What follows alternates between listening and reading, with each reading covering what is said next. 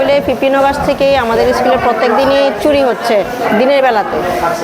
তো প্রত্যেকটি হলিডের মধ্যেই দিনের বেলাতেই চুরি হচ্ছে। আমরা রিপেয়ার করেও রাখতে পারি না। আগের দিন রিপেয়ারিং করলে পরের দিন মানে এসে দেখি কাটা।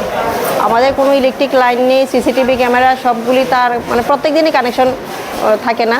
প্লাস আমার দুতলার মধ্যে শুধু ওরা নোংরা করে দিয়ে যাচ্ছে, টয়লেট করে ভরিয়ে দিয়ে যাচ্ছে, ক্লাসের ভিতরেও করছে, কোনোভাবেই ওকে ধরা যাচ্ছে না আর কি। আমরা পুলিশে প্রত্যেক দিনই জিডি এন্ট্রি করছি।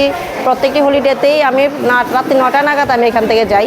আমি সেই ছবি আমার ফুটেজটা আমি ডিস্ট্রিক্টেও পাঠিয়ে দিয়েছি।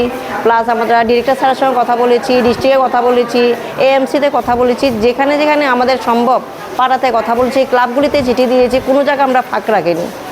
আর বাকিরা স্টুডেন্টরা জানে ওরা খাওয়ার জল পাচ্ছে না, কারেন্ট পাচ্ছে না। এর জন্য আমরা বিদ্যালয়ের কর্তৃপক্ষ যারা আছি আমরা মানে ভীষণভাবে কি বলবো, ওদের জন্য আমাদের দুঃখ হয়।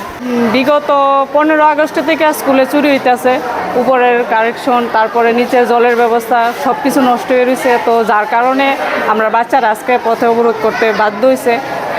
পুলিশের কাছে স্যার ম্যাম তারা জিডি করা হয়েছে 2-3 দিন। তো তারার মধ্যে একদিন স্যার আইছিল, এখানে আয়া ভিজিট করছে, কিন্তু তারপরে তারা আর কোনো রিয়াকশন দেখা হয়েছে না।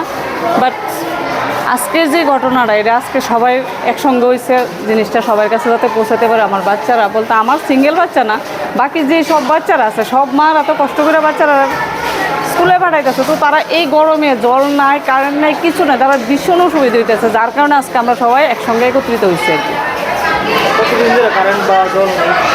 আমরা প্রায় 15 দিন ধরে স্কুলে বিদ্যুতের সমস্যা, জলের সমস্যা এবং আমাদের এই বিদ্যুৎ জলের জন্য আমরা ছাত্ররা ঠিকভাবে ক্লাস করতে পারছি না। এই গরমের মধ্যে আমাদের বেশিরভাগ স্টুডেন্টেরই শরীর অসুস্থতার জন্য, তারপর 4th পিরিয়ডের পরে জলের উপর বাড়ি থেকে জল আনার পরেও জল কি দেওয়া সবাইকে সম্ভব?